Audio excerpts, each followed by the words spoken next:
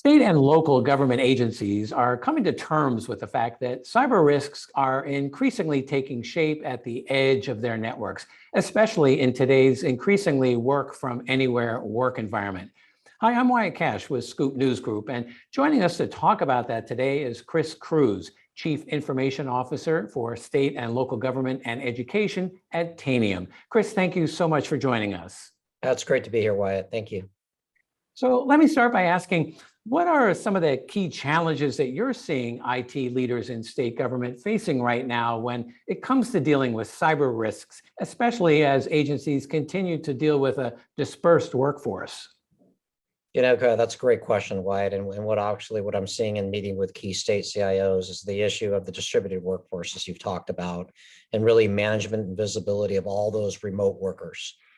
In the old days, obviously before COVID, when a lot of people were all working in the offices, they were in a centralized structure within a firewall of a network within government. Nowadays, they're not only working, in the offices, they're working in this hybrid model.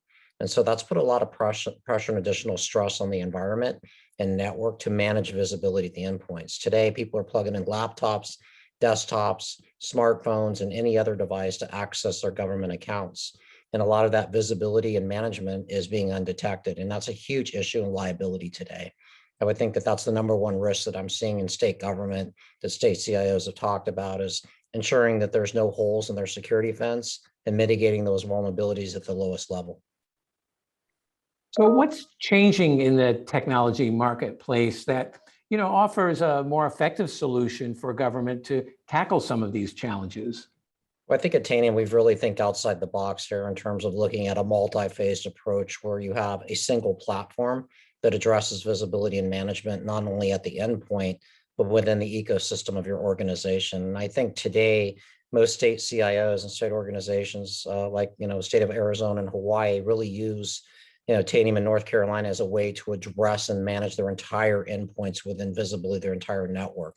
You have a lot of network segmentation today in state government. And that federation causes problems that you have a lot of times organizations doing things differently than what the state and centralized IT organizations are doing. So at Tanium, what we're doing is looking at visibility across what I call the single source of truth across the entire ecosystem of a state department, and making sure that there's a platform that makes sense, that addresses those efficiencies and decreases your vulnerabilities and increases your IT hygiene score.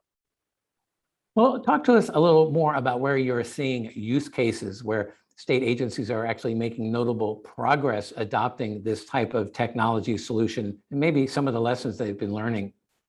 Yeah, I think some lessons learned are really around patch and vulnerability management, Wyatt. We've seen a lot of areas where, since Tanium addresses third-party solutions outside of Microsoft with Linux and the Internet of Things, that we're being more effective in catching and managing vulnerabilities of systems and applications that haven't been patched for some time. So I would say increasing our patch management efficacy of a lot of those state organizations has really helped them get to what I call a 98% level, which is a pretty high level of achievement in patching and managing. And so we've seen best practices and lessons learned around that, not only patching and managing, but also mitigating vulnerabilities, addressing any potential ransomware attacks or any other malware attacks that come in. Those organizations are able to address it and remediate it at the point of infliction. So we're seeing that is a real key today in this cybersecurity warfare that we're fighting here.